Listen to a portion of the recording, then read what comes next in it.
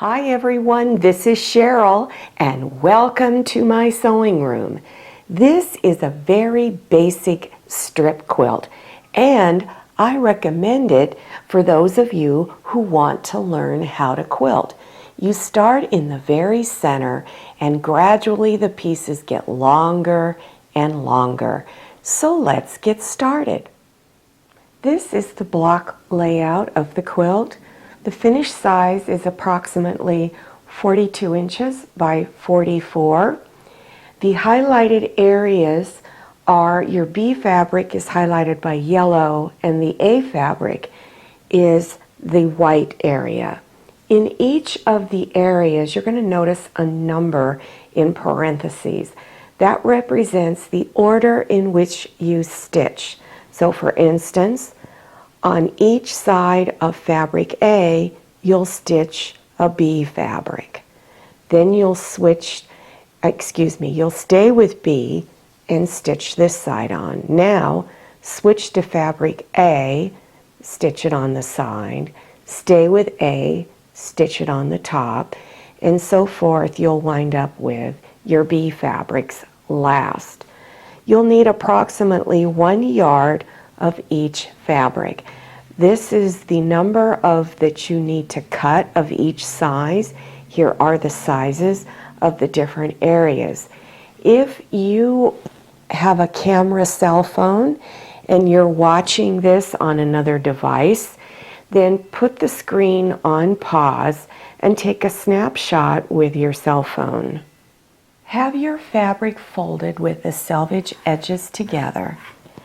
Line your fabric up straight across here on one of your lines and make sure the raw edges are pulled past this first line here. Cut this edge straight. Line your ruler up right on that line and always take your time lining up your ruler and cut the raw edges off. Now you're going to move your ruler over 6.5 inches and cut a strip. You're going to cut a total of 3 6.5 inch wide strips. Move your ruler over again and cut. It's going to put you on the 13-inch line. And again, take your time lining up your ruler and move it over one more time and cut. And I'm going to count 1, 2, 3, 4, 5, 6.5, put you at the 19.5 inch line. And cut your last strip.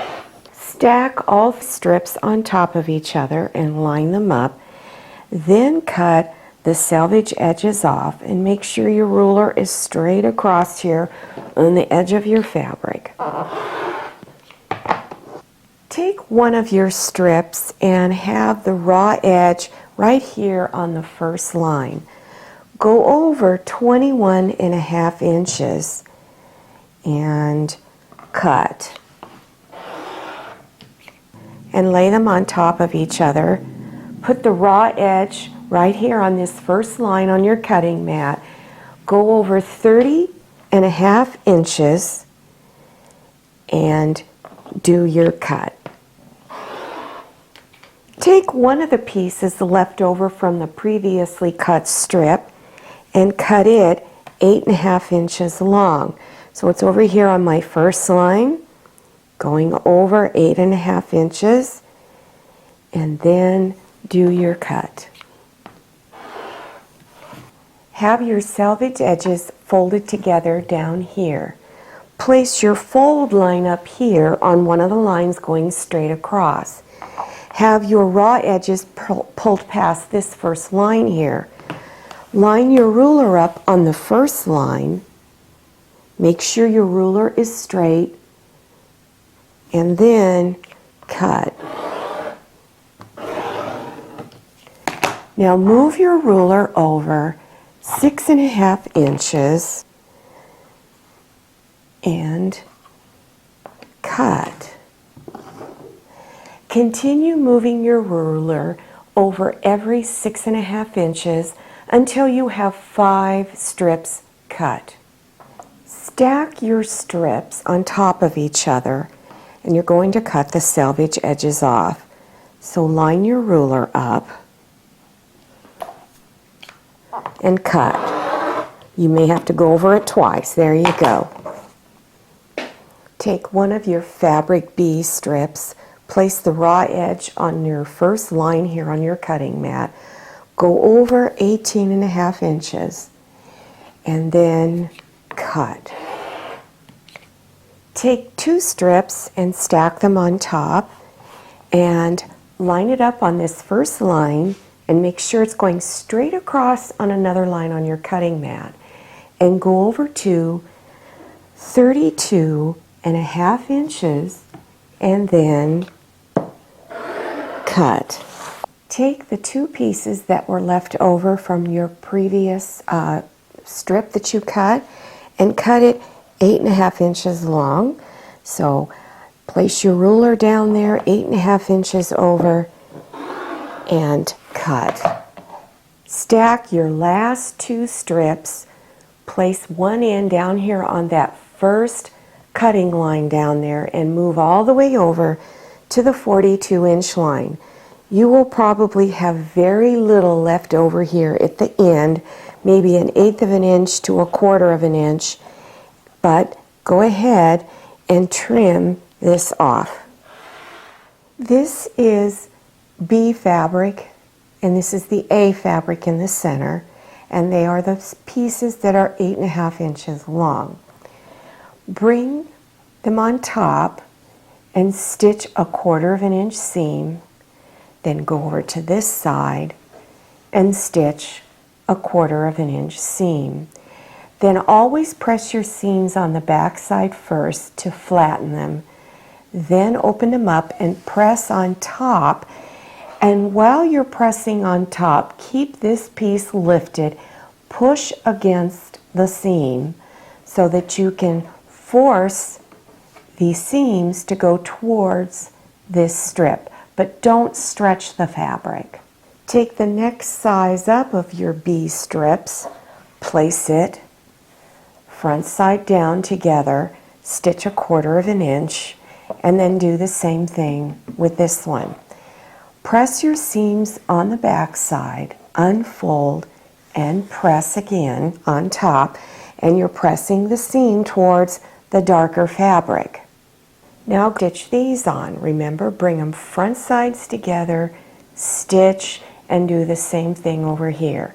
Then always press the seam on the back, unfold, and press the seams going out.